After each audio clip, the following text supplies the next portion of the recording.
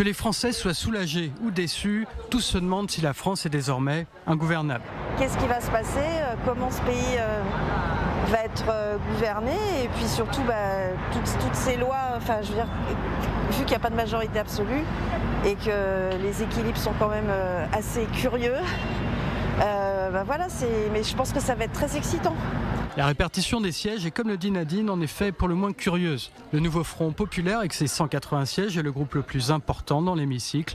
Il se place devant Ensemble, le camp présidentiel, et ses 163 sièges, tandis que le RN et ses alliés forment le troisième groupe avec 143 sièges. Le RN, dont le président se voyait à Matignon, évoque une victoire différée et revendique le statut de premier parti à l'Assemblée nationale. La formation qui imaginait obtenir la majorité absolue est largement battue par la gauche. Le NFP pourrait voir les 11 sièges des divers gauches s'ajouter à ses 180 sièges. Cependant, ce groupe serait en nombre loin de la majorité absolue qui est de 289 sièges. Le camp présidentiel est le grand perdant du scrutin. Il n'envoie que 143 députés au Palais Bourbon.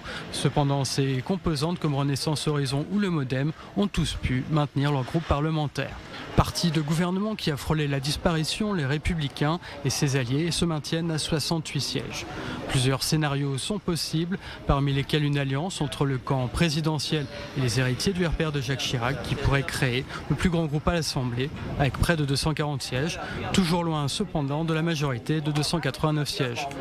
Sans majorité absolue, le président ne peut pas nommer de Premier ministre, sans le soutien de plusieurs forces politiques. Autre scénario envisageable, le gouvernement technique sur le modèle italien, une idée surprenante dans le contexte des institutions de la Ve République qui avait pour but de contrôler l'instabilité parlementaire de la IVe République.